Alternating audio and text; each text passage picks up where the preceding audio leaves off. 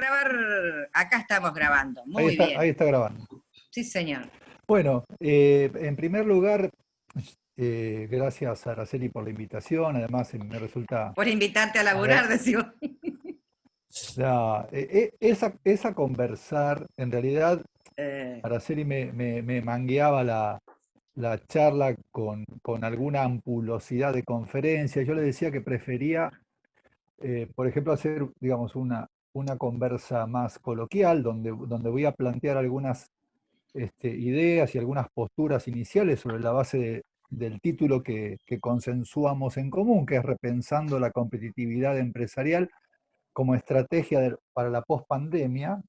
Yo creo que ni yo ni nadie, mucho menos yo, tiene idea de lo que pasaría luego de la pospandemia, pero sí, así como estamos habituados a que nos abollen la cabeza los especialistas epidemiólogos todos los días y en todo momento, y uno, si estuviera dispuesto, yo no tengo una dosis diaria de eso, pero no estoy todo el tiempo conectado a eso, ha escuchado una sarta de barrabasadas importantes en ese sentido. Entonces, lo que yo estuve planteando y advirtiendo, que no quiero transformarme tampoco en un opinólogo generalista, sino darles una mirada, sí sobre la base de algunas cosas que creo y alguna convicción que tengo, pero sobre todo también pensando en todos y cada uno de ustedes que están vinculados directa o indirectamente con el mundo empresarial, y en función de eso intentar encender algunas lucecitas tenues en el camino, como diría el filósofo Guillermo Nimo, según lo veo yo. O sea, según lo que estoy tomando, porque, digamos, actividades como esta, con mayor formalidad, aunque no quiere decir que sea mejor, uno participa casi a diario, ¿verdad? Y escucha, también le toca decir, pero sobre todo uno aprende cuando escucha de otros, y de esa zaranda quería compartirles algunas cuestiones, eh, digamos, comenzando por el tema de cómo pensar la competitividad, porque, digamos, una de las cosas que sí o sí van a ser definitivamente distintas en el mundo que se vino, en el mundo de la pospandemia que ya es hoy, es que la competitividad tal como la concebíamos, sin entrar en profesor Ciruela de definir competitividad, pero cuando uno rápidamente piensa en competitividad, piensa en calidad y mejor y más bueno, bonito, barato, diría el turco. O sea, vender o producir bienes o servicios en la mejor condición de calidad posible con el menor costo posible, ¿verdad? Y la verdad que la pandemia, pero antes de la pandemia, ya había alguna gente que venía advirtiendo sobre la necesidad de poner o insuflar otros ingredientes en el sistema productivo que no solo tuvieran que ver con producir de manera más eficiente digamos, a costos más baratos, sino que comenzaban a haber advertencias en las cuestiones que tenían que ver con consumir mejor, consumir calidad, consumir territorio, consumir pensando en cultura, consumir en género, consumir en ambiente, ¿no? Y eso, en muchos casos, parecía una cuestión áulica, llamémosle así, una cuestión más de conferencista, más allá de los buenos preceptos, por ejemplo, de los Objetivos de Desarrollo Sostenible, que ponen un foco en esa cuestión, pero la verdad es que en una muy poca porción del mundillo empresarial, yo diría dirigencial, eso era tomado de manera acabada. Y cuando digo el mundillo dirigencial, hablo del mundo no solo público, sino también del mundo privado, del mundo vinculado a la dirigencia de la sociedad civil organizada y también del mundo o del sector del conocimiento que excede a las universidades. O sea, no solo me refiero a las universidades en ese caso. O sea que lo que de alguna manera se avisoraba en la previa a la pandemia nos lo pone brutalmente como cambio paradigmático en la agenda que debemos tener en cuenta sí o sí en lo inmediato. Les voy a contar una anécdota que la he puesto muy resumida en un articulito que escribí hace poco.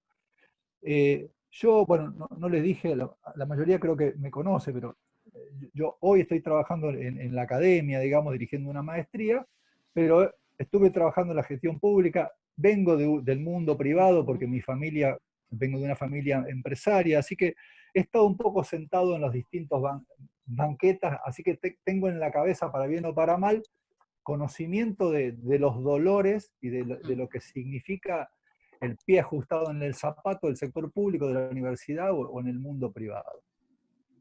Entonces, no me cuesta por ahí entender a unos y a otros, y digamos, mi conversa va a tener que ver también con reflejar alguna de esas cosas. El año pasado, en octubre más precisamente, hicimos un encuentro con la Universidad Tecnológica Nacional, con la maestría que dirijo, en Los Reyunos, en San Rafael. Y a ese encuentro, que lo llamamos algo así, como no me acuerdo del título exacto, pero era Desarrollo Territorial, Turismo ante escenarios de catástrofe y resiliencia. La verdad que fue casi, digamos, sacarnos la lotería con lo que vino recién. Ninguno de nosotros pensaba en lo que iba a pasar en febrero, Premonitorio. marzo de este año, pero sí, como de alguna manera nos daban el lugar ese gratis, teníamos que, desde la agenda del desarrollo territorial, pensar en un tema cercano, digamos, al turismo, y como tenemos en la maestría, en la corte anterior, una especialista en temas de resiliencia y catástrofe, hicimos un cóctel y salió esa actividad. Pero a esa actividad, que acá viene la anécdota, lo central, invitamos a varios intendentes del sur de la provincia de Mendoza. Y fueron, en su mayoría, o fue algún funcionario cercano al intendente, algún secretario de gobierno o algún director de turismo. Y cuando, digamos, participaron de la actividad y le tocó exponer, cuando se generó el ida y vuelta, yo les preguntaba qué agenda tenían en esos temas. Entonces la respuesta era, me vendían la oferta turística del lugar, ¿no? Pero no me hablaban de escenarios de catástrofe ni de resiliencia en función de cualquier catástrofe. Sobre todo nosotros pensamos en esa zona en cuestiones vinculadas a lo sísmico fundamentalmente. Y la verdad que ninguno, o sea, teníamos respuestas elegantes o respuestas de la jactancia que tiene un dirigente público, que muchas veces uno está acostumbrado a escucharla, traducido, ¿qué me vas a venir a decir vos a mí de esto? Si yo la tengo clarita.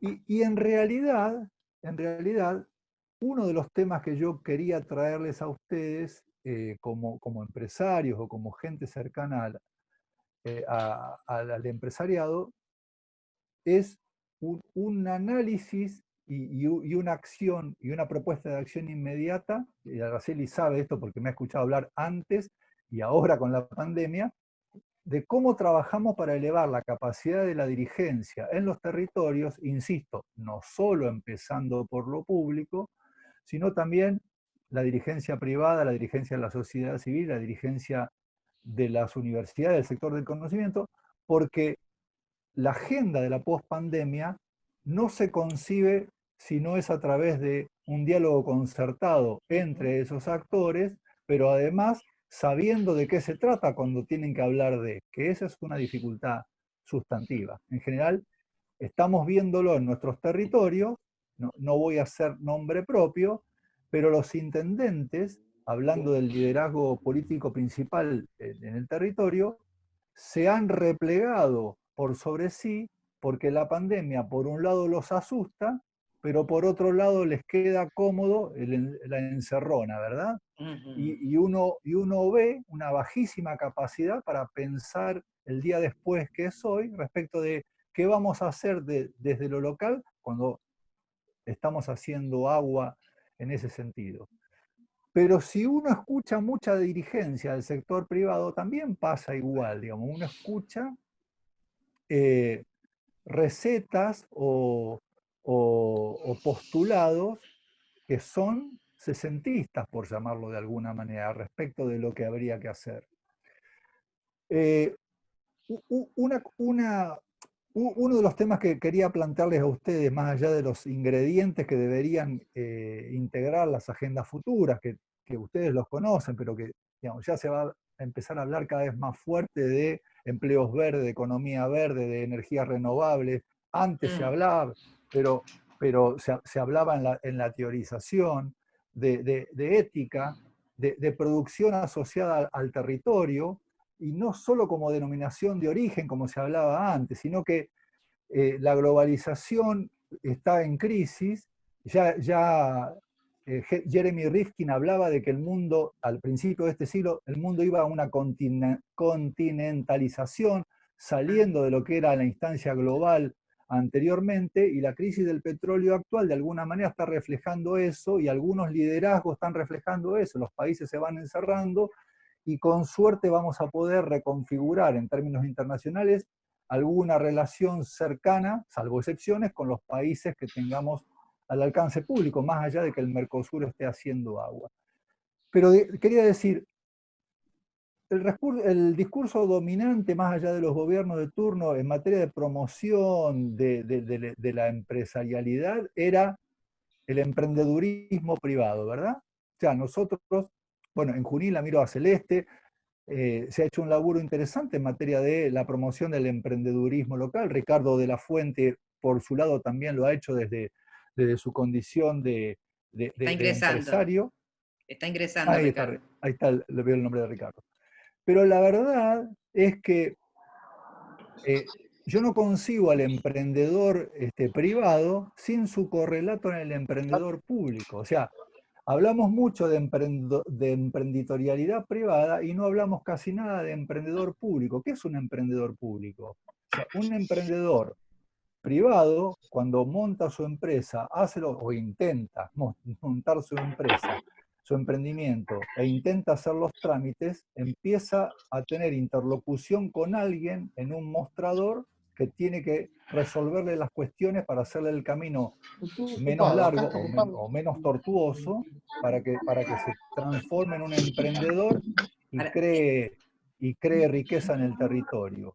Y esa función es clave. Si no tiene del otro lado del mostrador un emprendedor público que entienda la lógica del privado y que pueda ayudarles a emerger como empresa, está destinado al fracaso. ¿Quién es un emprendedor público? Araceli es un emprendedor público, por ejemplo. Araceli está acá, promovió para bien o para mal de ustedes una actividad como esta, siendo una funcionaria municipal de planta, a quien conozco hace 20 o más años, y siempre está con ese entusiasmo y esa energía. ¿Abundan los aracelis? No abundan los aracelis, son moscas blancas en los municipios de los territorios de Argentina, y alguna vez algunos pasan por ese y se cansan de la tortuosidad de lo que es el mundillo municipal y se van. Digamos, no hay políticas para sostener emprendedores públicos como eso. Yo creo que en la agenda post pandemia hay que revisar esas situaciones, porque se va a venir un mundo con más presencia de lo público y con más profesionalismo desde lo público, y necesitamos dirigentes avesados en los 4 sectores que denominamos, que mencionaba anteriormente, empezando por el público, que estén a la altura de las circunstancias de un mundo que va a requerir de ese tipo de conocimientos. Por otro lado, en los últimos años, desde lo empresarial, ha venido toda una oleada sobre amigarse con el territorio en función de la responsabilidad social empresaria. Pero la verdad es que conozco pocos casos que haya rendido frutos reales la responsabilidad social empresaria en términos de generar en el territorio algo más que una donación a una escuela o alguna entidad careciente, digamos, ¿no?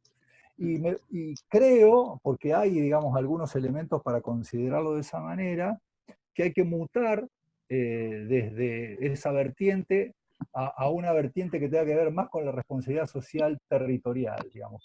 Me parece que el empresariado, el sector público, la universidad, el sector del conocimiento, la sociedad civil organizada, tienen que inexorablemente constituir y conjugar una agenda en el territorio que sea responsable, donde todos nos impliquemos. Dijo Alburquerque el otro día en una webinar como esta: informar no es participar. Participar es una cuestión mucho más compleja, mucho más desde el compromiso. Yo puedo participar asistiendo a una convocatoria que hace un intendente, que en general nos invitan en muchos casos a coincidir con él, desde la actitud pasiva de sentarnos a escuchar lo que van a decir, y en ese contexto subrayan o suscriben o refrendan ese acto como un escenario de participación. Y la participación tiene que ver con un compromiso para la acción que sea común.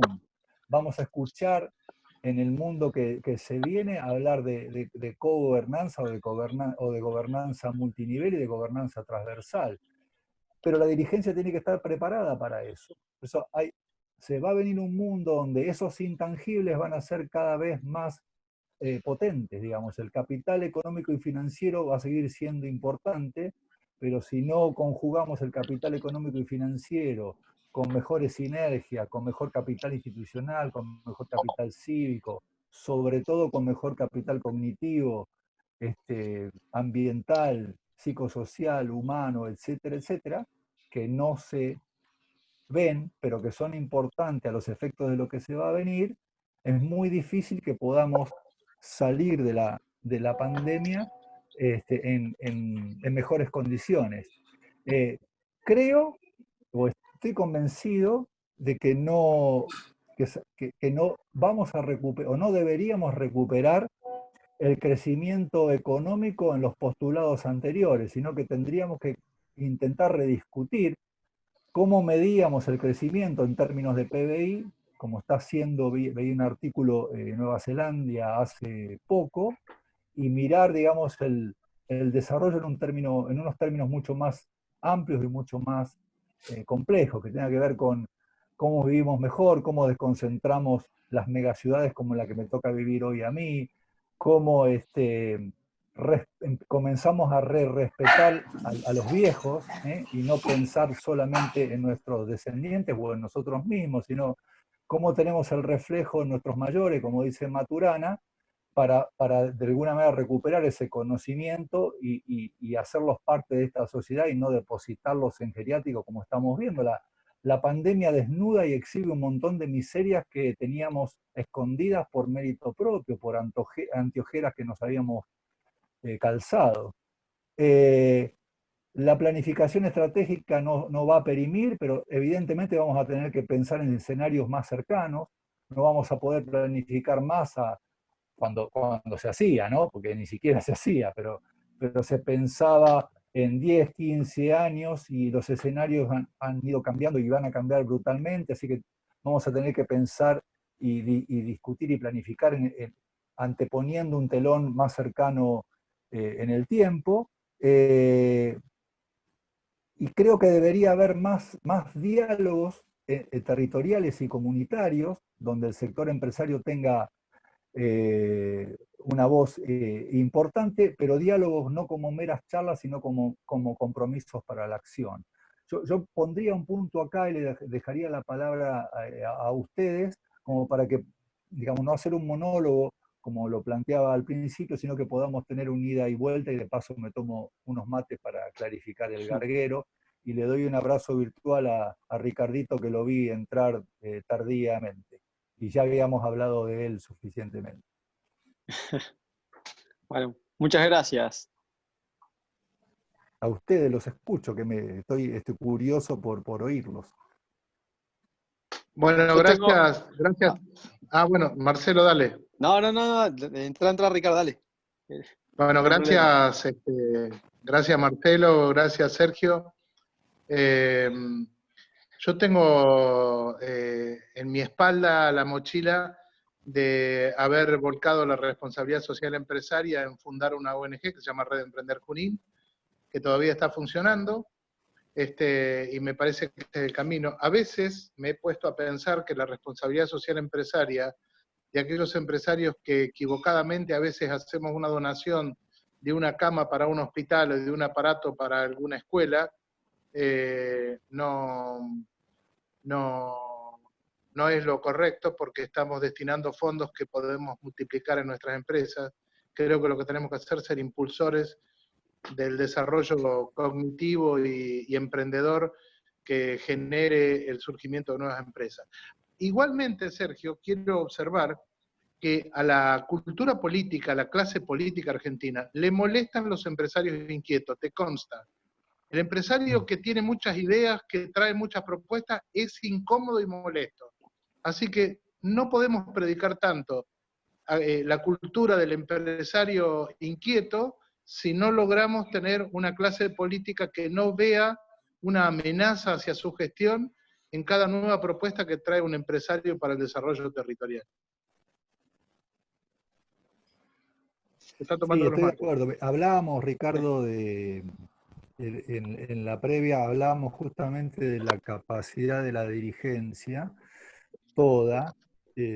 Por supuesto que la dirigencia política por ahí está más expuesta y se exhibe más, pero también te consta porque en el caso del grupo que veo en pantalla junto con Araceli, somos los que tenemos más condición añejada, no más vieja, y hemos navegado más esas aguas y sabemos lo que significa por machucones propios enfrentarnos a ese tipo de cuestiones. Pero decían mientras llegabas que, digamos, la pandemia una de las cosas, de las tantas cosas que ha planteado, es que ha exhibido un montón de cuestiones y entre ellas, por ejemplo, en la fauna de los intendentes, hablo en general, los ha como involucionado, digamos, a instancias primarias de comportamiento, y yo creo que es por miedo y por inseguridad supina, y en muchos casos por debilidad en cuanto a su preparación, eh, a replegarse sobre sí mismo, y los veo en muchos casos haciendo funciones que bien puede hacer Cáritas tranquilamente, que no hay necesidad, Cáritas o cualquier otra entidad, ¿no? Que no hay necesidad que la haga el municipio, cuando el municipio debería estar pensando de manera innovadora cómo enfrentar el día después de la pandemia que es hoy. Yo suscribo, digamos, el tema de cómo uno cuando a veces dice y expone, y mejor dicho, y espeta ideas, expone y exhibe al dirigente de turno en su mediocridad en muchos casos. Yo conozco, digamos, el interior bonaerense bastante y recorro, y la verdad es que en lo que he visto, digamos, desde el enfrentamiento de la pandemia, puedo nombrar con los dedos de solo una mano intendentes que de alguna manera están haciendo algunas cosas distintas en este sentido. Miguel Fernández, por ejemplo, en Trenquelauquen, o Miguel Lungui en Tandil, para hablar de la provincia de Buenos Aires, son intendentes que han planteado cuestiones distintas y que se han puesto al frente de la situación, pero que han convocado a las instituciones y que han planteado y pautado alguna agenda, por lo menos dialogada en función de un fenómeno que es históricamente desconocido. Nunca pasó algo igual como esto. Por lo tanto, uno no puede tener la verdad revelada de decir, bueno, esto se resuelve acá. Por eso yo empezaba mi charla de la manera que la empecé. Voy a conversar con ustedes diciéndoles qué es lo que pienso, sin tener demasiada idea de qué es lo que pasa y lo que va a pasar, tomando algunas cosas que he escuchado en charlas como esta, en conferencias con mayor bronce o menor que esta, pero la verdad que son solo algunas ideas y algunas reflexiones sobre lo que uno va viendo, pero lo que tengo claro es lo que les planteé en ese decálogo de pinceladas que en este escaso tiempo que tenemos se me ocurren a mí que habría que hacer, lo cual no quiere decir que sea lo que haya que hacer, pero sí creo que si no mejoramos la puntería de nuestros dirigentes y no trabajamos para ello, nos llevan puesto. Y si no nos implicamos y no nos involucramos también, no podemos hacer parte de ese escenario de participar para la foto, sino de implicarnos y de última pelearnos si corresponde. Yo puedo, si me permitís, Sergio, Adelante. de la charla que diste, tomé dos puntos. Uno, ¿considerás entonces que la globalización, como se venía conociendo en sí, tiende a mutar a más algo regional a nivel comercio exterior? Nosotros de ahora, de acá, mirando post pandemia, no sé, tenemos que agarrar la valijita. ¿Dónde salimos? Salimos a Brasil, salimos a Europa, salimos a China. Esa más o menos, por ahí más o menos va orientada la pregunta. Y la otra, también en la parte, están hablando del sector público y privado, ¿qué considerás que organizaciones como la nuestra, que está en formación también, y en la parte pública, cómo sería el mejor nexo como para poder llegar a reunirnos y empezar a trabajar? ¿Qué sugerencias darías para poder tentar también a la parte pública? Porque nosotros hoy somos un par de locos que nos juntamos acá y creamos una cámara, pero también nos cuesta un montón de hacerla atractiva, sobre todo para el sector público. El sector público se acerque, nos dé una mano, independientemente de todo lo que están acá, que hablando de Celeste, estuvo Inés, está Araceli, son muy valiosas, pero por ejemplo tenemos en la parte, en una intendencia que nunca llegamos a reunirnos, por ejemplo, para que nos escuche, para que vea nuestras necesidades, para que decir, bueno, chicos, la verdad que lo que crearon está bueno, está mal. No tenemos ese conector entre lo público, lo privado y las cámaras. Eso lo que creo yo, desde un punto de vista no muy, muy sesgado, no es la 100% real, capaz que esté equivocado, ¿no? Como es una simple opinión y algo que creo yo que nos está costando bastante. ¿Qué considerarías vos que deberíamos hacer nosotros como para tratar de tentarlos, no? Ok. Son 3 puntos, Marcelo, si no anoté. Uno, el tema de la globalización. Decime si por ahí me perdí alguno. Asociado a esto, alguna sugerencia o recomendación sobre la reconfiguración de los mercados y qué hacer en ese sentido. Y la otra tenía que ver con el relacionamiento con la dirigencia política territorial en cuanto a buscar un conector. Usaste esa palabra, ¿verdad? Perfecto. Voy a empezar por esto último, porque en realidad nosotros, me voy a poner un poquito académico acá, con el perdón de la palabra, pero nosotros usamos la palabra conector, la definimos como facilitador, ¿verdad? Y me pareció bueno usarlo de conector porque es gráfico, no importa cuál es facilitador o es una chanza lo mío, pero la verdad es que diste en el clavo en ese sentido, porque es un arte la comunicación con el liderazgo que sea, en político en este caso, pero también podemos hablar no sé, de un rector de una universidad, podemos hablar del líder de una ONG, un referente de una cámara, etcétera, etcétera. Hay personalidades que son más o menos permeables a establecer diálogos.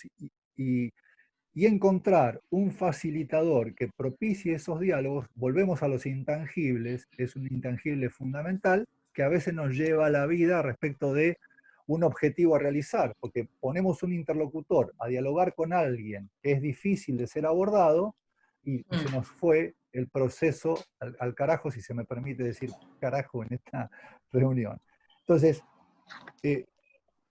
cuando nosotros, por ejemplo, me refugio un poquito en el tema de desarrollo territorial, cuando nosotros intentamos llevar adelante una iniciativa de desarrollo territorial, en el viejo paradigma hablábamos de hacer un mapa de actores. Y la verdad que la teoría dice eso, pero en la realidad no alcanza con hacer un mapa de actores. Una de las cosas que aprendimos es que hay una figura que son los agentes transformadores, que son personas dentro de una institución actora que tienen algunas características de ductilidad, resiliencia, inteligencia emocional, etcétera, etcétera, que están en capacidad de hacer esa conexión que Marcelo llama. Entonces, yo puedo plantear en el noroeste de la provincia de Buenos Aires una red de actores para, digamos, pensar en una agenda del desarrollo de ese territorio, y yo en esa agenda voy a poner a los municipios como actor institucional preponderante, a la universidad o a las universidades, a las gremiales empresarias, y puedo seguir la lista. Si yo dejo librado al azar a que en una convocatoria venga cualquier representante de ese mapa de actores que yo señalé, corro el riesgo de que se me vaya al carajo, vuelvo a repetir, lo que yo quiero llevar adelante. Porque si yo no elijo el agente, que es el conector, que Marcelo dice, o el facilitador de estos procesos, no puedo construir bien lo que quiero hacer. Y a veces puedo tener plata, a veces puedo tener un buen mapa de actores, pero le erro en las personas que identifico y el proceso fracasa. No sé si me expliqué con claridad respecto de eso. Sí, Para, sí. para concluir la pregunta de Marcelo, yo tengo que pensar si voy a hablar con Martínez, con Petreca, con Fernández, con Gatica, estoy hablando de los intendentes de los municipios del noroeste de la provincia de Buenos Aires, yo tendría que saber quién es el mejor interlocutor de ese grupo para que, conociendo las fortalezas y sobre todo las debilidades que ellos tienen, cómo puedo abordar un mejor diálogo para que de alguna manera, comillas, compre el proyecto en función de lo que ustedes le quieren vender. Porque si no, corro el riesgo de que, por más que la estrategia que tienen pensada ustedes como entidad gremial empresaria sea buena, si yo no la pongo en voz y en capital cognitivo de alguien que sea el mejor representante posible para ese interlocutor, o sea, quién es el agente de ustedes, conector o facilitador, que pueda seducir de mejor manera al interlocutor al cual yo se lo quiero vender, como para que, no digo que me lo compre, pero por lo menos me escuche y no solo me preste el oído o me oiga. Que lo entienda. Que entre oír y escuchar hay una diferencia importante. Okay. ¿Está? La segunda cuestión, después volvemos sobre esto si quieren. La segunda cuestión, si el mundo sale de un proceso de globalización y va a un proceso de continentalización, sin ser rebuscado en la definición de lo que es globalización, como yo lo citaba a Rifkin antes, o sea, no lo digo yo, Jeremy Rifkin en su libro La Tercera Revolución Industrial de hace 10 años atrás planteaba que el mundo iba a un proceso de continentalización, y si uno mira el recorrido de los últimos años y ve los liderazgos de los países más importantes, de los países más emergentes, y las medidas que han tomado en términos de barreras pararancelarias y arancelarias, y cómo eso se ha reflejado en el comercio internacional, evidentemente algo está pasando en clave de lo que Rifkin decía. Incluso si vamos al barrio más cercano nuestro, al Mercosur y a los países asociados, entrantes y salientes, de acuerdo, digamos, al clima político de cada época, hace agua y es zarandeado de diversas maneras. Ahora, yo creo que va a haber empresas, y sobre todo grandes empresas, que esta situación no le va a hacer mella, van a seguir comerciando como antes, creo, en términos globales, porque lo que ellos venden va más allá de esta situación. Pero en general, las pymes, que en Argentina son el casi 98 o 99% digamos, de todo el colectivo empresarial, van a tener que estar muy atentas respecto de qué es lo que sucede, sobre todo en el barrio del sur, del continente del sur, para ver cómo piensan de mejor manera su estrategia de internacionalización. Y lo mejor que se me ocurre decirles es que ustedes puedan estar juntos en una entidad como la que están es la mejor manera de pensarlo, porque es mucho más difícil hacerlo en soledad. Ricardo en esto sabe, porque él ha vivido todo el proceso de internacionalización desde que era una pequeña empresita en el garaje de su casa a lo que significó hoy. Y en el caso de Ricardo, y me sirve como ejemplo, la estrategia de pensar cómo internacionalizarse no fue intentando pensar alto y en aquel momento pensar en el mercado europeo o pensar en el mercado americano o pensar en Brasil, sino que él lo que hizo fue mirar el barrio cercano y ver a la altura de su índice de Pigné dónde podía tener mejor manera de pisar más fuerte. Y yo creo que lo que ustedes deberían hacer, me parece como sugerencia, digamos, no me atrevo a aconsejar, es estar atento al latido del pulso de lo que va pasando en la pandemia para ver qué resultados va arrojando en el zarandeo que hay en las estanterías de los países y qué demandas van a ir teniendo. O sea, va a haber muchas empresas que se van a morir, va a haber empresas que van a subsistir y va a haber empresas que van a necesitar productos del exterior. Me refiero a, por ejemplo, a los peruanos y a los chilenos fundamentalmente, y a los paraguayos, que uno mira con atención, porque son países que en términos macro han crecido mucho en los últimos años, que han tenido reservas, que la están pasando mal con la pandemia, pero yo pondría un ojo de atención en general a todos, pero principalmente a esos países. Perfecto. Muchas gracias.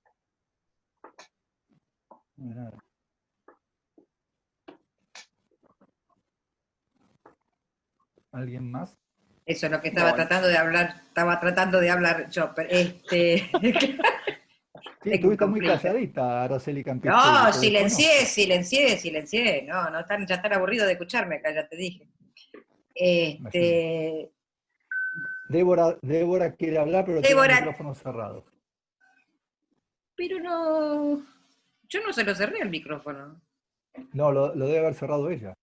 Pero está queriendo hablar. A ver. Ahí está. Pero... No me querés escuchar. Ahí está. No, perdón. Tiene la palabra, Débora. Sí. Bueno, primero nada, Sergio, presentarme, yo soy Débora Caporalini, no nos conocíamos antes, yo soy de Pergamino, soy de una empresa del sector privado de Pergamino, y en realidad lo que yo te quería consultar es algo referido a lo que vos, cuando hablaste de esa anécdota en Mendoza.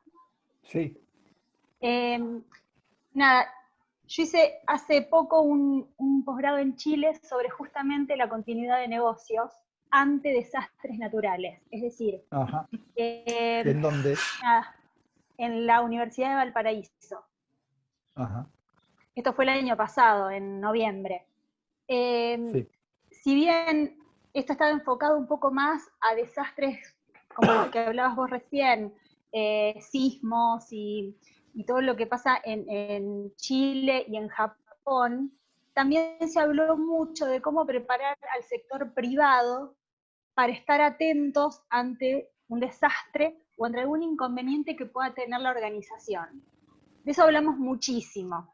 Pero ¿qué pasa? Yo veo ahora que solamente con preparar al sector privado no alcanza. Es decir, es fundamental que haya un nexo entre el sector público y el sector privado para que actúen juntos. Entonces, capaz nosotros desde la Cámara podemos armar algún proyecto o algo, no sé qué se te ocurre a vos que podemos armar nosotros para poder llegar a ellos, es decir, para poder tentarlos con un proyecto y trabajar en conjunto. Yo creo que es fundamental que lo hagamos en conjunto. A ver, cuando empezamos la charla por ahí, quizás me desordené un poquito cuando hablé de competitividad. Yo creo fundamental tu aporte, Débora, porque nosotros no podemos pensar la competitividad intramuros, digamos, intramuros empresa, ¿no? O sea, yo puedo y debo pensar en capacitar a mis empleados, puedo incorporar tecnología, puedo mejorar, tener el mejor layout de mi sistema productivo, de mi línea de montaje, de lo que fuera. Pero si yo cuando salgo con mi producto, si es un producto físico, a la planchada, a la vereda en Natalio de Fulgenci, donde está Ricardo, y el camión no puede entrar porque la calle está embarrada, o la conectividad de internet no funciona, o no puedo contratar un profesional porque la universidad de mi territorio, la que fuera, digamos, no los tiene, o los tiene pero son de dudosa reputación, pierdo mi competitividad cuando saqué, cuando saqué el pallet a la vereda, ¿verdad? Entonces, es inexorable Sí. lo que vos decís, cuando yo hablaba hoy de los emprendedores públicos, pero que es extensivo también a los del sector de conocimiento, a los de la sociedad civil, por eso hablo de que la agenda tiene que ver con elevar la capacidad de la dirigencia toda. Los diálogos o los acuerdos, o como quieras que lo llamen, tienen que ser pluriactorales y esa agenda es de construcción conjunta en el territorio. Lo que pasa que a veces alguna dirigencia, o la mayoría de la dirigencia, no lo entiende que es así, por ignorancia, por mezquindad, por celos, por un montón de cuestiones. Y ahí se vuelve clave lo que Marcelo decía, como cómo buscamos y definimos al conector para ese tipo de cuestiones. Claro. Porque es un elemento, es un intangible también potente, pero que en todos los territorios hay. O sea, un Araceli, que por ahí no tiene la mejor capacidad diplomática para la conexión, pero sí tiene el ¡Oh, músculo para la cielos! conexión. ¡Qué Pero bueno, directo! pero también ahí hay que hacer un FODA, porque Araceli se puede encargar de un montón de cosas, pero si yo la tengo que mandar para hablar con alguien con el cual no se tiene que pelear, no la voy a elegir a Araceli, voy a elegir a otro miembro de su equipo que pueda esgrimir esa mejor capacidad para esa condición. Ahora, si yo quiero formular un proyecto y lo quiero gestionar, seguro la voy a elegir a mi amiga Araceli Campistegui, porque va como el pajarito pica seso, hasta que no termine no va a terminar de picotear. Entonces, sí es imperioso hacerlo, y además es importantísimo elevar la capacidad de la dirigencia, porque si no es un diálogo de sordo, porque si no yo voy a plantear la generación, por ejemplo, de empleos verdes en mi territorio y promoverlo, pero si el intendente o el rector no sabe de qué estamos hablando cuando hablamos de empleos verdes o de ODS, me quedo sin capacidad de dialogar. Bien. Es inexorable que el abordaje de la agenda tiene que ser pluriactoral. Bien. Gracias. O sea que tenemos que hacer un pequeño FODA interno también para ver las capacidades individuales. No lo hemos hecho. La Cámara, además de representar a gente de Pergamino y de Junín, ¿hay de algunos otros municipios? Sí, sí, Marcelo, vos tenés más en claro, y vos, Ricardo, Chacabuco. ¿quién? Chacabuco. ¿Chacabuco? Está Chacabuco. Julián Raimundo, si no me equivoco. Y después, no sé quién más estaba. San No hay Andrés alguien me de parece que. Chivilcoy. ¿No hay De alguien Chivilcoy, de Chivilcoy. Sí, estamos intentando Sí. meter gente de Chivilcoy también. Sí, el grueso está entre Junín y Pergamino, pero sí, al principio hubo más movimiento con otras empresas de otras localidades. Pero es como que, viste, se sientan a esperar, vos lo sabés lo que, Sergio. Dicen, sí, participo, pero bueno, se quedan con el pico arriba así, a ver qué van a recibir, más que qué van a laburar para poder hacer en conjunto. Eso no importa la pandemia, no importa nada, eso siempre fue así. Está claro. Sí. Pero deberíamos hacer un trabajo interno, me parece. No sé qué opinan los demás. De paso ya hacemos tipo reunión de Cenova, ¿viste? Lo incluimos a Sergio. Pero creo que deberíamos hacer un laburo para adentro en ese aspecto. Por eso yo a Sergio un poco le decía también, era como un coacheo a la Cenova más allá de nosotros mismos, de mirarnos el ombligo, ¿no es cierto? Por ahí estamos necesitando un oxígeno así como para, o sea, nuevamente renovar nuestras ideas, ¿no es cierto? De dicho sea de paso, también se quedó por la mitad o en pleno camino la personería jurídica, que también eso, de Cenova, que también eso en sí mismo es tentador.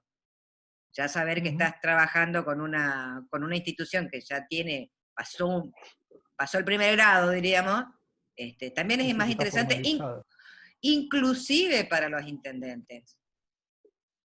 Es como que también te Sí, presentás sí. mucho más formalizado, ¿viste? Bueno, lo que pasa para adentro es para arreglarlo en familia para adentro, pero sí, vos claro. te vas ya con una cámara armada, no es que nos juntamos en un café, ¿viste? Entre cuatro locos y vamos y pateamos una puerta de un municipio, ¿viste? También deberíamos Igual empezar somos, a, perdón, deberíamos so- empezar a preparar, me parece a mí, algo así como un proyecto, un brief, como para en qué le servimos al municipio. Porque en Hacerse realidad, visibles. claro, pero es como que desde afuera en qué podemos ayudar, porque cada uno de nosotros somos multiplicadores también. Ujú, Y en tanto y en cuanto hablemos de los territorios, hablamos de las gestiones de los intendentes. ujú. Entonces, eso es una fortaleza que podemos venderle a cada uno de los dirigentes de las distintas localidades que componen a Cenova, me parece a mí. O sea, recién estoy cuando yo me, dándole- cuando yo me refería a ese nexo, era también sí, que podemos hacer nosotros como cámara. Yo me veo en el lugar de colaborador de una intendencia, una gobernación, un país, como sea, Ujú, como se llame, pero cómo llevarle algo al sector público que sea tentador, independientemente del nombre y apellido del que esté en el momento. Yo creo que debe ser un trabajo que trascienda los gobiernos, un proyecto que tiente a cada uno que llegue y que ayude a una localidad, en un municipio, como se llame, a la continuidad de ujú, esa tarea y al progreso, ¿no? Al progreso, que el objetivo, creo yo, de Senova es el desarrollo del comercio exterior local, ¿no? O sea, en IMPO ujú. como en Expo. Regional, sí. Vuelvo a repetir que no hay IMPO sin Expo, no hay Expo sin IMPO, desde mi punto de vista. Eh, por eso, independientemente, yo le puse un nombre y apellido, pero no iba para ese lado, sino que cómo tentar al sector público para trabajar en conjunto. Porque el sector Porque, público también, muchas veces creo yo que tiene mucha gente muy, muy capaz, pero falta eso, falta unirse y desarrollar. mira, aparte de otra cosa, yo lo vivo desde adentro y los otros días lo hablábamos con Diego, que hacíamos alusión a una charla que había tenido yo con Carlos Brown, que en cierto modo también los podemos guiar a las instituciones porque el Estado no sabe lo que quiere. Es como que todavía no terminó de comprender el paradigma anterior cuando tenemos un paradigma nuevo que recién estamos analizando de qué se trata. O sea, en todo ese proceso se pierden años. Y por ahí, desde una institución de esta naturaleza, es como que juntando los saberes públicos y privados, podemos presentarle una opción de gestión incluso.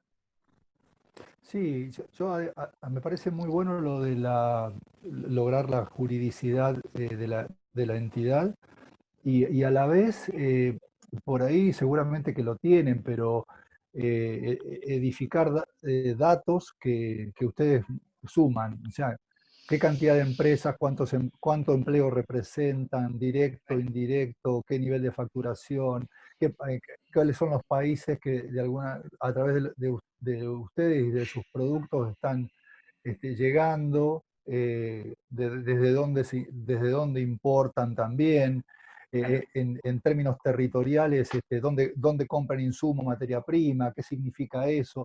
Eso me parece que es un elemento importante para Esa que cuando uno se matriz, siente... esa matriz intentamos hacerla desde el principio, Marcelo, tú eres el que conoce Sí, todo desde el No, principio. pero digo porque Este, esos datos duros son importantes a los por efectos de supuesto. refrendar digamos, y suscribir y subrayarle al interlocutor de turno quiénes son. Digamos, yo más o menos se puedo imaginar por lo que Araceli me contó y por conocer a algunos de ustedes. Y eso creo que por ahí para algún intendente o para un líder territorial que conozca un poquito nomás es un reflejo importante de decir, digamos, estoy frente de un interlocutor interesante como para abrir un poco más el oído en función de construir una agenda común. Hay masa crítica en esta comunidad Cenova que no lo parece, pero hay masa crítica empresarial como para poder posicionarse y marcarle ciertas opciones de gestión a No los tengo, municipios. no tengo dudas. Y además me parece que de esa manera van a conseguir adeptos, o sea que se van a hacer más visibles y va a haber pares de ustedes que van a nuclearse con ustedes. Me parece que en ese derrotero pueden extender la mancha territorial de una manera interesante. Bueno, al fin y al cabo es un poco lo que hemos venido intentando hacer, que es el relevamiento interno, Marcelo, que hemos Sí, intentado sí, hacer sí, desde tal el cual. principio, porque es la base, o sea, la base del dato duro es imprescindible, es imprescindible. Acá nosotros, no sé, Sergio, si lo conoces a Diego Macaroni, Acá estoy. si No, lo no lo conoces, conozco. él es No, no nos conocemos, ¿no? es el agente financiero propio tenemos, escúchame, Sí, Mirá, el pibe un nos está genio. tirando la posta Mm. constantemente hay- de No, la no, no, tal no cual. última conozco. comunicación del Banco Central, ¿entendés? O No sea, es tan así. Pero no, que me digan los demás si no, no están Sí, así, digo, no, que el que me hace propaganda es Ricardo. Ricardo. No, no Bueno, lo sé. No, no, pero es que, escúchame, no, no, te da cuenta cómo viene la mano, ¿viste? Entonces, te digo que lo- es un equipo bien formado, es un equipo bien formado, que no un sé qué poco, vuelta una nos cosa, Araceli, falta, Tipi. una cosa que yo por ahí veo referido un poco la articulación con lo público, es que muchas veces, no sé, no hay una política clara desde cómo promocionar o cómo colaborar con las empresas que hacen comercio exterior. No te preocupes, la Y creo Nación que tampoco lo tiene. no, no, O no, sea, es de pero me todo, refiero más un poco dirigido a la charla, me refiero más a, digamos, más a lo local, a lo territorial, en el sentido de que quizá, y un poco lo comentaban recién y hablaban de lo que he venido haciendo, por ejemplo, Ricardo, en cuanto a fijarse un poco más a lo cercano y no tanto a distintos mercados un poco más lejos, pero también en las distintas cosas que se pueden ir haciendo, no yendo simplemente a ver a dónde voy a visitar al exterior a una muestra, sino a qué cosas o qué datos tiene que tener, en este caso, desde el municipio, o cómo podemos hacer ese nexo con las municipalidades donde pueda estar la cámara, para, desde la experiencia que hay en la cámara, aportar en ese sentido. Porque hay muchas cosas que se pueden hacernos, o recién, no sé si alguien decía cuánto se factura en la zona y cuánto empleo se da. Hay muchas empresas que hacen comercio exterior, no solo en Junín y en Pergamino, en la Sí, zona hay sí. mucho trabajo referido al sector. Entonces creo que la Cámara puede colaborar ahí y se pueden ir armando cosas junto a la gente que hay en la Cámara. Pero comparto que hay que tener mayor y mayor participación. Pero bueno, ¿cómo logramos eso? Un poco el desafío. Sé, Diego, que la UNOVA hace no mucho escuché que estaban tenían unos fondos en la partida para impulsar un observatorio económico y social de información en la región, o sea, en el noroeste de la provincia de Buenos Aires. Y sospecho que por ahí deben estar viendo para dónde lo rumbean. Quizás ahí, si tienen algún interlocutor válido, Mañana Ricardo. ya lo estoy hasta por ahí le averiguando. pueden solucionar un problema, ya que un andarivel sea el sector comercio internacional. Y por ahí es una cuestión de ida y vuelta, de ayuda mutua. A lo mejor a ustedes les ayudan para hacerse de datos que por ahí le costarían algún desembolso, y a la UNOVA por ahí le facilitan la tarea de ir por un eje, por un vector que por ahí no lo tenían visualizado previamente. De hecho, no sé si recuerdan ustedes que lo teníamos la UNOVA como participante de la Cámara desde el Estuvieron, principio. sí. O sea, sigue estando, recibe las comunicaciones, tendríamos que ajustar ahí la comunicación. Ricardo, vos lo último que estuviste haciendo, lo estuviste haciendo con la UNOVA también, la adaptación y la fabricación de cuando arrancaste el tema de las máscaras. ¿Lo hiciste en convenio con UNOVA o yo tengo mala información? No me acuerdo. Sí. son un poco paquidérmicos, digamos, en su velocidad de reacción, ¿no? Qué raro, porque siendo una Este, universidad nueva, podría ser ágil, ¿no? Mira, yo te cuento. Nosotros trabajamos en la ingeniería en el desarrollo de la máscara protectora facial. Desarrollamos 4 moldes en 21 días y ellos Una no locura. habían terminado de redactar el acuerdo marco entre la UNOVA e Indelplast. Y me explicaron que por culpa de la cuarentena, los tiempos no le habían sido propicios. Yo digo, claro, perfecto.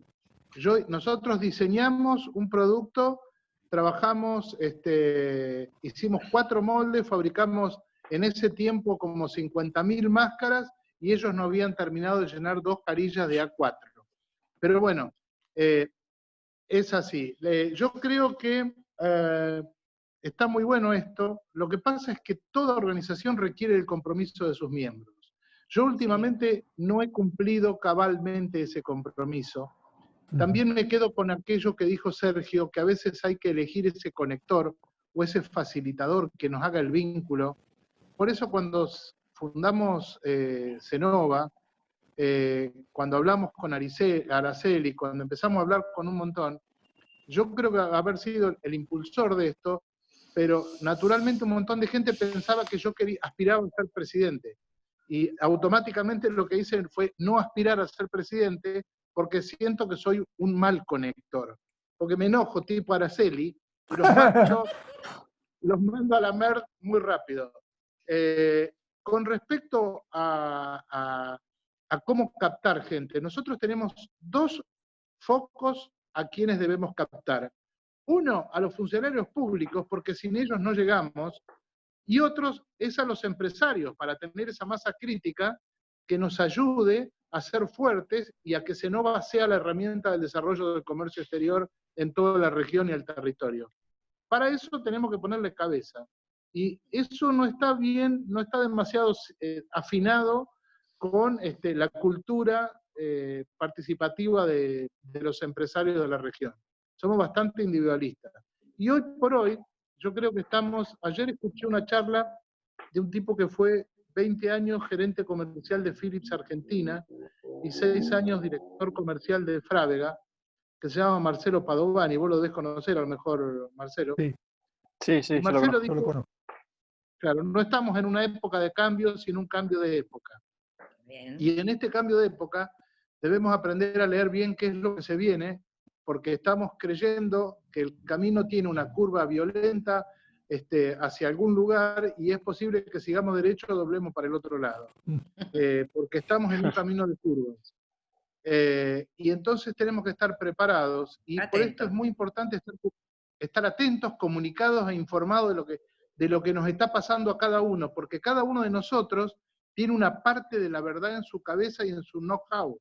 Cada empresa está viviendo particulares experiencias diferentes a las que teníamos antes, que son nuevas y que pueden ayudar a nutrir el concepto de estrategia para otra empresa.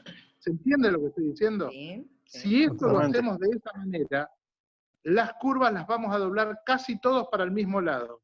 Entonces vamos a evitar estrolarnos contra la montaña, contra el precipicio. Y la realidad es que el camino que viene está lleno de curvas, precipicios y piedras. No es un camino recto, no es un camino en ascenso ni en descenso, es un camino de curvas. Entonces, algunas cosas no van a volver nunca más a ser como eran. Estamos aprendiendo muchísimas cosas, no nos tenemos que enojar con lo que nos pasa, tenemos que aprender de lo que nos pasa, porque si nos enojamos, quemamos una energía en el enojo y no la captamos a favor de la solución. Entonces, el otro día hablaba con una persona y me decía que por qué en Indelplast salimos a hacer máscaras.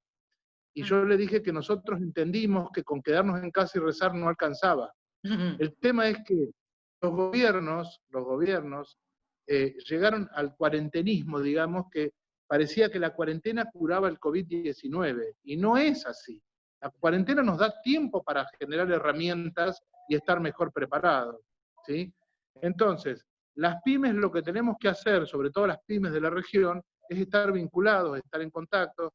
hacer ese FODA que planteaba en un momento Araceli, que Marcelo también lo planteó, perdón, Alberto también,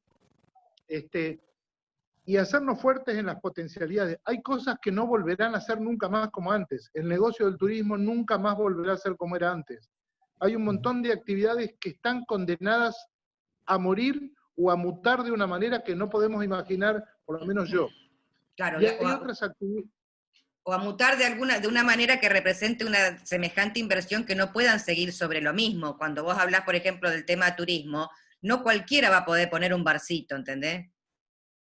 Porque hoy... Sí, vamos a ver qué pasa. Mira, hay tres cosas, yo estoy dando charlas a pesar de que no me gusta esto de lo virtual, hay tres cosas que van a pasar. La primera es que estamos buscando la vacuna. Para Argentina, si aparece una vacuna que triunfe entre todas las otras, no va a llegar antes de mayo o junio del año que viene. Primer cosa. Segunda cosa, en donde estamos más avanzados, es en remedio, en medicación para combatir la enfermedad. ¿Sí? Y esta medicación, en muchos países hay experimentos, de hecho se está demostrando que no es tan mortal el COVID-19 como creíamos al principio. Y lo tercero que nadie está midiendo es la velocidad y la capacidad de hacer testeos rápidos. Argentina anunció hace una semana que logramos tener un testeo en 2 horas. México anunció el viernes pasado que tiene un testeo en 15 minutos. Y hoy Israel anunció que tiene un testeo en 30 segundos. Miren lo que les digo. Imagínense ustedes que si ese testeo en 30 segundos se hace masivo, vuelven a poder hacerse un montón de actividades colectivas. Porque yo hago un testeo a toda una cantidad de jugadores de una actividad deportiva, estoy seguro que no están infectados y vamos a la cancha. Esto cambia, nos está rompiendo la cabeza de lo que pensábamos. Al mismo tiempo, tenemos que estar preparados para lo que pasa con estas tres cosas, con la vacuna, con la medicación y con la prevención, con el testeo rápido. Entonces, de aquí en adelante, el mundo sigue cambiando y nos sigue cambiando los jugadores de la cancha, nos sigue cambiando la ruta, nos sigue cambiando las curvas y las montañas. Entonces, estar juntos y estar comunicados nos va a hacer fuerte porque la información confidencial la vamos a poder manejar primero nosotros. Argentina tiene un desafío enorme. El mundo está hablando que el nuevo paradigma es la logística. Estamos en el culo del mundo. Así que cuando el mundo se haga más eficiente en la logística, a nosotros nos va a llegar tarde. Yo les cuento, exportamos máscaras a Bolivia. Las máscaras fueron en avión desde Buenos Aires a Miami, desde Miami a Santiago de Chile, de Santiago de Chile a La Paz y de La Paz a Santa Cruz. 15 días demoraron. Al mismo cliente le mandamos un camión y llegó primero el camión. Es decir, estos son temas estratégicos que debemos tratar de articular con los estados. Ustedes expliquen por qué la aeronavegación está interrumpida en Argentina para evitar el contagio, ¿sí? Está bien transporte de pasajeros, pero el transporte de carga está prácticamente muerto. Vos sabés, Marcelo, cómo está el tema, aparte de lo que ha subido la poca carga aérea que hay. Entonces, hay un montón de temas que son estratégicos y que hacen al desarrollo de nuestra actividad y que los gobiernos no lo están resolviendo porque tampoco saben cómo. Recién decía Araceli, no saben. Tenemos un gobierno nuevo con un montón de gente que son más amigos que especialistas, está ultra demostrado. Recuerda que Macri hizo lo mismo, llenó de amigos en la función y decían que eran los genios, los CEOs de las grandes empresas. No eran los CEOs, eran los gerentes. Y un gerente no es igual que el director de una empresa. Entonces Macri la pifió y este gobierno está en un proceso de crisis por la epidemia y de transición porque Alberto no terminó de entrar al gobierno. Entonces, está todo es un experimento donde nosotros, si nos quedamos callados, no somos tenidos en cuenta. Entonces, es importante que existamos como Cámara, que interactuemos con el Estado y que interactuemos con los empresarios, de la mejor manera que podamos, y con constancia, y con compromiso, cosa que es muy difícil. Yo les me quiero agarrar de lo último que dijo Ricardo. Me parece que es una buena cosa la estrategia de hacerse visible de la mejor manera que ustedes lo planteen como estrategia propia. El hecho de hacerse visible es importante, pero tiene que tener un fundamento atrás. Por eso yo les decía lo de los datos, que era importante como para hacerlo. Yo lamentablemente me tengo que ir porque tengo que cerrar una clase de la maestría en unos minutos. Así que les Sí, agradezco aparte un se va a montón cortar. la invitación. Aprendí mucho, me agradó oírlos. Me agradó verlo a Ricardo, que hacía rato que no lo veía, bueno, también por supuesto a Celeste, a Araceli, a Juan Francisco, que hace años que no veía, a Javier, que hacía muchísimo que no lo veía, y nada, les deseo toda la suerte en lo que pueda colaborar. Si No por ahí digas necesitan eso, en no algún digas tema, eso. es una forma de volver al territorio para mí también. Ah, bueno, perfecto. Así que cuenten con eso y con los puentes que pueda hacer. Mucha suerte, es una buena idea. Nos tendrías que averiguar eso que dijiste de la universidad y eso algo que tiene por Yo, ahí. yo te averiguo de mi lado, a ver en Ajá. la UNOVA quién es el mejor interlocutor Dale, posible sí, sí, sí. como para entrar. Les averiguo y lo chequeamos. Yo te aviso, Dale, Araceli. dale, dale, dale. Esa Muchísimas parte gracias, Sergio. Gracias, No, amigo. Gracias. gracias a ustedes, un gusto Gracias, te verlos. quiero, Sergio. Cuídate. Mucha suerte, Chao, gracias. Sergio, Un gracias. gusto, muchas gracias. Chao, Adiós. gracias. Celeste, un beso. Chao, chao. Bueno, gente, cortaré la grabación.